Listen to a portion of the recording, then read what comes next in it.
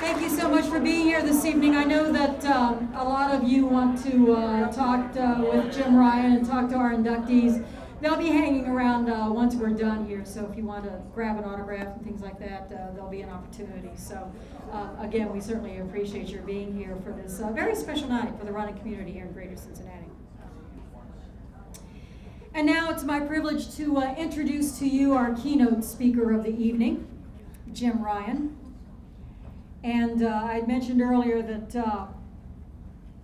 our Hall of Fame inductees, you really can't read everything that they have accomplished, and it certainly also fits the description of our keynote speaker here tonight. But even if you were growing up a casual observer of the sport of running, you knew the name of Jim Ryun. Jim Ryun became the first young man to break 4 minutes for the mile, running a 3:59 as a junior at Wichita High School East in 1964. He established the high school and U.S. Open Mile record as a senior in '65, a record that stood as the high school record for 36 years. In college, he was the 1967 NCAA Outdoor Mile Champion, also the NCAA Indoor Mile Champion in 1967, 68, and in 1969. And in 68, he doubled to win the NCAA Indoor 3K Championship. His 1969 victory in the mile helped the Kansas Jayhawks win the NCAA Indoor Track Championship. He participated in the 64, the 68, and the 1972 Summer Olympics. And in 1968, he won a silver medal in the 1500 in Mexico City. In 1980, Jim Ryun was inducted into the National Track and Field Hall of Fame. In 2003, he was inducted into the National Distance Running Hall of Fame. And he has also served the state of Kansas in the United States Congress 5 times from 1996 through 2006. And when you look back at the history of running in this country, you have to say that Jim Ryun was one of the names that we grew up listening to, hearing about, hearing his story. And his accomplishments certainly helped issue and open up what a lot of people call the golden age of running here in America that lasted through the 1980s. And we hope we'll be back again. Ladies and gentlemen, it's my honor and privilege to introduce to you tonight's keynote speaker, Jim Ryun.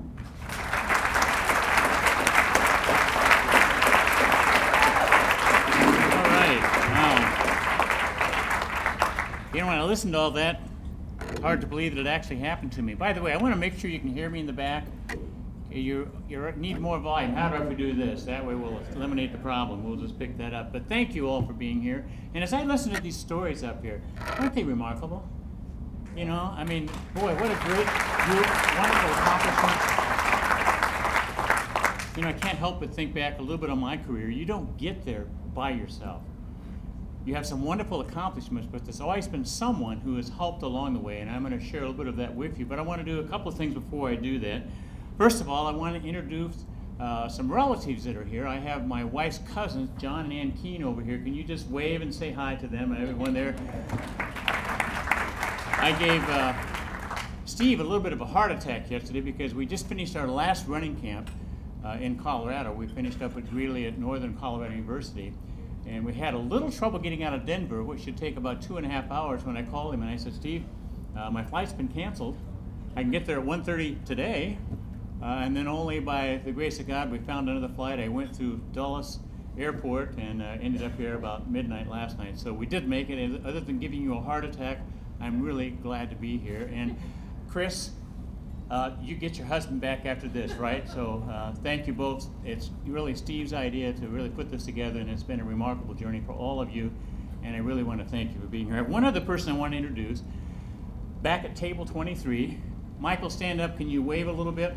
Now, this is Michael Rutherford. He is one of our campers and counselors from one of our camps. We've been doing camps for 38 years. We've had about 5,000 young people go through. Michael is one of those. Would have joined us this summer for our camp in Gettysburg.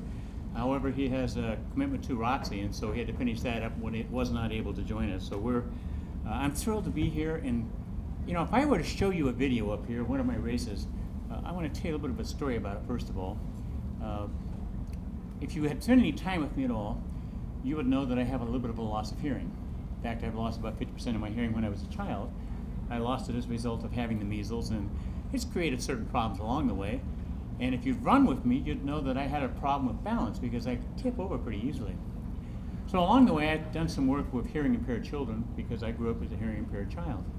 And so this particular occasion I'm going to explain to you took place when I was working with some children that were between 8 and 10. And we always run a little foot race, maybe 50 yards, and I seemed to lose those all the time, and they would win. And of course, that was a thrill for them, and it was a great honor for me to be able to work with them and encourage them that your hearing loss doesn't have to preclude you from doing things, whether it's sports or whatever. And so on this occasion, after we finished the race, they would sit down and watch one of the races in my life, which is a milestone. It was a world record set in 1967, ABC Wide World of Sports. It was a new world record of 351.1. When the race was over and all the children in their little seats after they'd watched the race were in those little chairs, as adults, if we sit in them, our knees go up into our chins and, you know, we find it very uncomfortable. So the race was over, they'd watched the race, it was again ABC Wide World of Sports. When it was finished, there was one little boy in the crowd who hadn't gotten up. I thought, well, I'll go back and just talk with him a little bit, see if I can encourage him. So I went back and sat down on the chair with my knees coming up on the chin, and I said, is everything okay? And he said, it was that race I just watched. And of course, I'm sitting there thinking, you know, he's sitting beside the guy that's the world record holder in the mile. He's probably pretty impressed. And I said, well, what was it about that race that impressed you? He said, well, I've never seen black and white television before. And then he got up and left.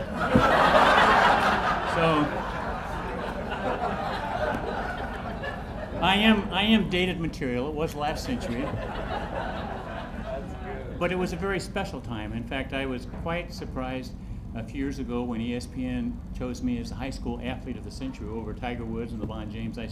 It's hard to believe what took place. It was a golden time in track and field. And what I'd like to do for a few minutes is look back a little bit and share some of the stories and some of the lessons along the way. How many of you have ever been to Wichita? I know there's been a couple of you. And by the way, if you're up here in front and you want to move back that way, please feel free to do that.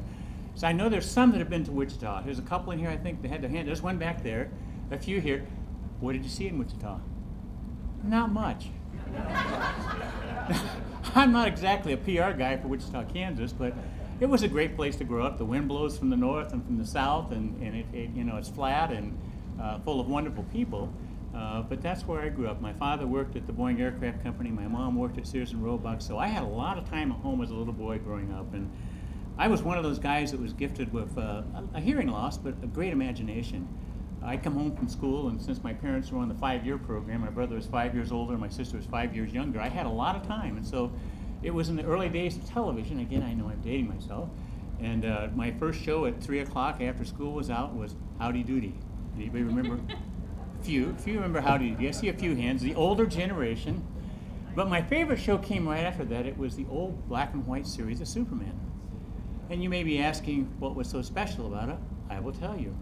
You see, when you are the grade school nerd, as I was, and you never seem to do or say the right things, and here's this guy that flies around in a red cape and, you know, rescues the pretty girls and captures the bank robbers, who wouldn't want to be, you know, he's a great role model. So I'd watch him every day, and when I got done, I was really psyched up. So one day, and by the way, the formula, if you're interested, is in this book, Courage to Run. It's actually one of my chapters. I give you the formula if you're interested. But I finished watching television. I thought, well, I'm going to create a drink. Going to give me the same powers as Superman. So I went into my mom's cupboard and I got the tallest glass that she had with this great imagination. And the first place I went was to the refrigerator. And I started putting a little bit of everything that was in the refrigerator in there. I don't know what your mom had, but my mom had everything. So it was Coke, milk, pickle juice, Tabasco sauce, anything that was in the refrigerator went into that glass. And when I finished with that, I went to the spice cupboards. Got all the spices in there too. Oh yeah, it was a tremendous train. So now, I went on the back steps of our porch, and our backyard was partially lined with trees, and that gave me some peace because, you see, you got to be a little secretive. And so I got out on the back steps of the porch and I took a drink of this stuff. I actually thought I'd fly. So I got through half of the glass. I'm not quite sure how I finished it because for some reason I filled it all the way up.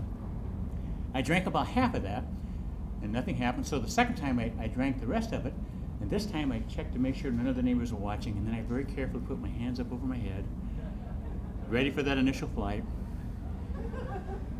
Nothing happened. First time I experienced disappointment, but you know, it was one of those moments in my life which, as I look back, and I bet you were honest with yourself, you probably had a Superman moment in your life too, where you wanted to become something, you hadn't quite made it, and you wanted to figure out how to get there. And so that was kind of the beginning for me. I wanted to do something with my life. I can't explain why, and I think actually all of you up at this table, and actually probably all of you as well, have those moments when you say, I want my life to amount to something. And so, you know, I did what little boys in Wichita, Kansas did. I tried out for the baseball team. I was going to be a professional baseball player. In fact, it was very interesting. Every late September and October, somehow I mysteriously became ill.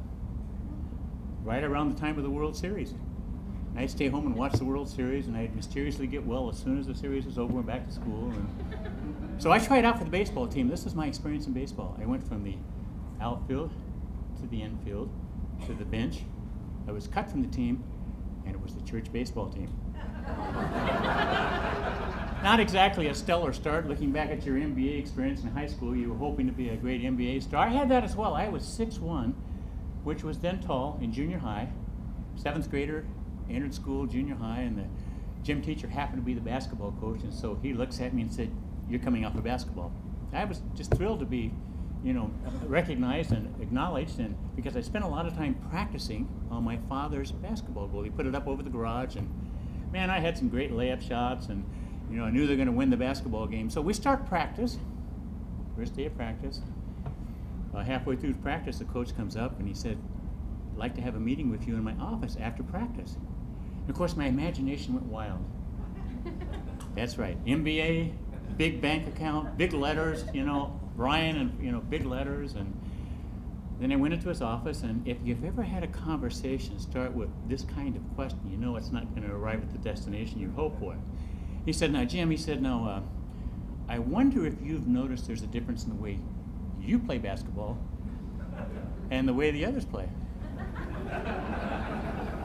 And I said, well, Coach, yeah, I haven't had a lot of time with the other guys to practice, but you know, maybe later. He said, you know, you're right. Maybe by the time you enter high school.